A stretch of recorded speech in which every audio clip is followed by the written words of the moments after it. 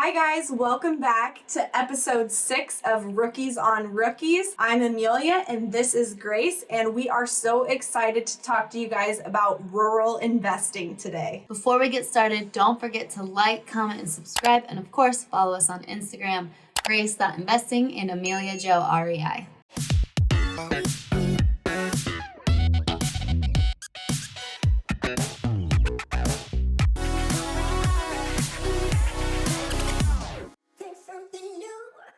Okay, so what do we mean by rural investing? For the purposes of this video, we're going to define rural investing as a small town that's less than 25,000 people. And this is a topic that's near and dear to my heart because I started my investing journey in a rural town. It's actually the town that I grew up in, and I love being able to provide safe and clean housing for my tenants, which is not always easy to find in a small town.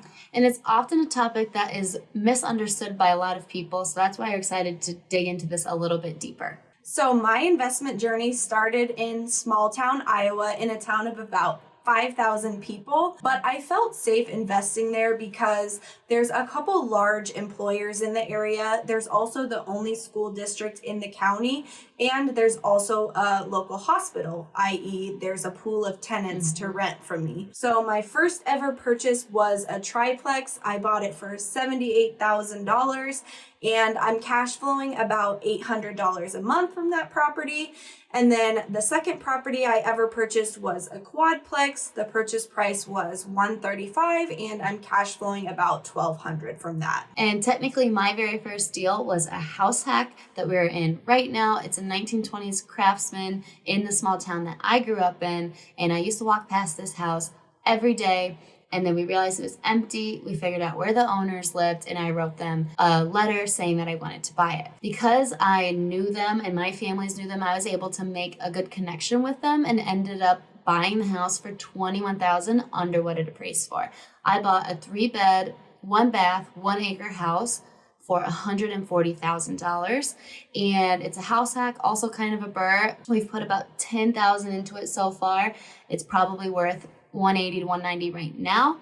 And of course, we still have more renovations to do. People get so caught up on, well, does this meet the 1% rule? Or what's the price to income ratio? Or blah, blah, blah. In rural Iowa, for us, there's a pool of tenants that need clean, safe, affordable housing. And so it's really easy to get hung up on all of those things you read about on the internet. But if you know the area and you know that you can find good tenants there, sometimes that stuff isn't as important as you think that it is. So some of the biggest pros that you're going to see about investing in rural areas is low barrier to entry. It doesn't take a lot of capital to get something started and to be able to snowball that into making money. At the same time, you're not going to appreciate like crazy like you might in a big city, but you probably are going to cash flow better than you would in a bigger city. And finally, connections go so much further in rural investing, what people like to call like return on relationships.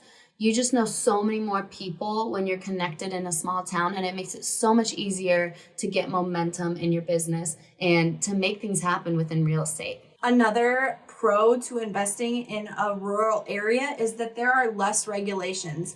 The city doesn't require as much of you as a landlord, which is a good thing and a bad thing. It's a bad thing for those that don't take care of their properties, but if you plan on taking care of your property anyways, there's less regulations that you have to follow. And the final one is there's generally a low vacancy rate in a small town, because once someone finds something that they like, they're very unlikely to move just because there's not a lot of other options in that area. So like Grace said, you really get your return on relationships. In the small town that I invest in, I know all of the people. I know my handyman, electrician, and if I don't know somebody, a contractor or something like that, somebody that I know knows somebody. Yeah. I know who my tenants are. I know their background, family members, things like that. Yeah. So it really goes a long way to make relationships in small towns. I remember I had a tenant that I wasn't sure about. I knew someone who knew them, so I gave them a call. Same with my handymans, my friend's husband, so many people that you know, and it just, the trust goes a long way into making it in real estate. So there are a couple cons that we want to talk about in investing in a small town. The first of which is there's definitely lower appreciation. So if appreciation is your strategy, maybe investing in a rural area isn't right for you. The second one is there's definitely fewer comps. So it's going to be harder for you to find comparable properties for your appraisal and also for what you should charge for rent. So some of that just has to be a gut feeling and doing what you can with what you have. Also, there is going to be a higher dependency on fewer industries. There might be one or two main employers instead of many industries in an area, which can be risky. And then, of course, you are going to have a smaller tenant base, but there's always going to be that need for housing. So it could be a pro or a con either way. So how would somebody know if it makes sense for them to invest in a small market? I think a small market is perfect to get started in if you're from there or maybe your family's from there. And I think the point that we really want to get across here is that rural investing doesn't need to be as scary as people make it seem, and they make it seem scary because they don't understand it. Right. So if you have a competitive advantage in a small town, maybe you're from there or your family is there, it's definitely worth looking into a little bit further to see if you can get your start there. Whether to invest in a small market or not tends to be a topic people love to argue over, so we would love to hear what you think in the comments. And if you like this video and you want to see more from us, make sure you like, comment, subscribe, and follow us on Instagram, Amelia Jo REI and Grace.investing, and we'll catch you in the next video. Bye.